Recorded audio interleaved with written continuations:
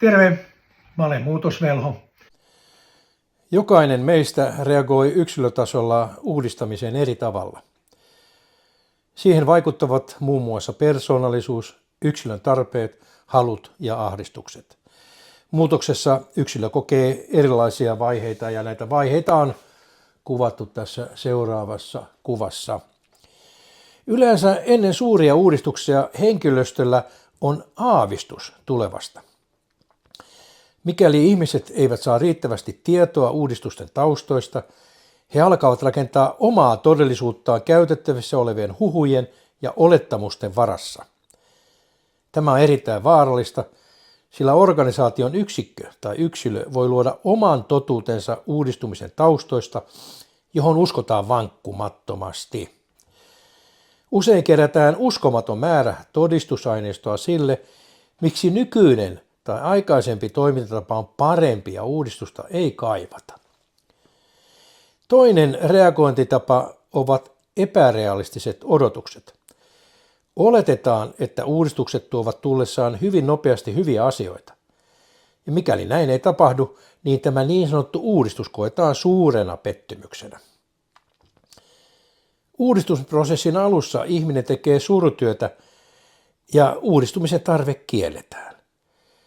Tässä niin sanotussa shokkivaiheessa ihminen lamaantuu eikä kykene ottamaan vastaan tosiasioita, eikä kuuntelemaan uudistumiseen liittyviä perusteluja, sillä hän toivoo, että tämä paha uni menisi pois. Tällainen reagointi kuuluu ihmisen surutyöhön vanhasta luopumiseen. Tätä seuraa reagointi suuttumuksella, kiukulla, ahdistuksella ja ehkäpä myös masentumisella. Syytetään itseä ja muita tilanteesta. Sitten alkaa hyväksymisen vaihe. Tutkitaan uusia mahdollisuuksia, ajatellaan muutoksia jo positiivisesta näkökulmasta ja aktivoidutaan toimintaan. Lopulta ollaan jo optimistisia ja opitaan uusia asioita.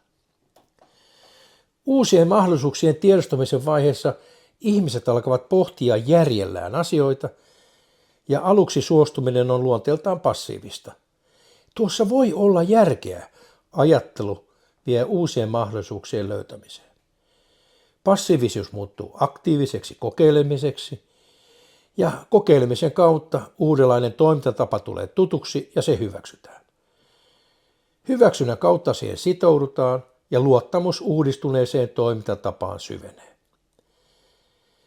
Uudistumista johdettaessa on hyväksyttävä nämä ihmisen luopumisen ja ajatusten uudelleen orientoitumisen vaiheet. Kriittisin kohta on suuttumuksen ja vihan käsittely.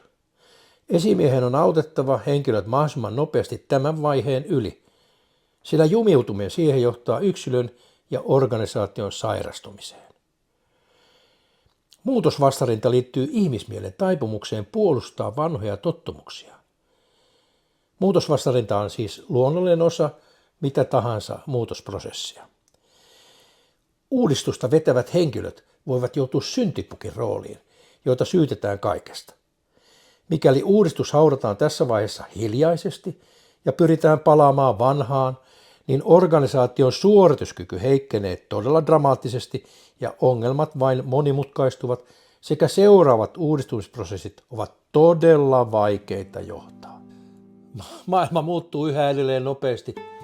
Rohkeita muutoksentekijöitä tarvitaan sen tähden henkilöitä, joilla on uskallus ajatella ja toimia toisin. Ole sinä sitten se muutos, jonka haluat nähdä. Älä odota, että jotkut muut tekee sen sun puolesta. Tuu sen takia mukaan muutoksentekijöiden joukkoon. Kiitos, että katsoit tämän pätkän. Muista tilata Muutosvelhon kanava ja tykätä tästä videosta, niin saat sen kautta jatkossakin hyödyllisiä vinkkejä muutosten tekemiseen ja uudistumiseen.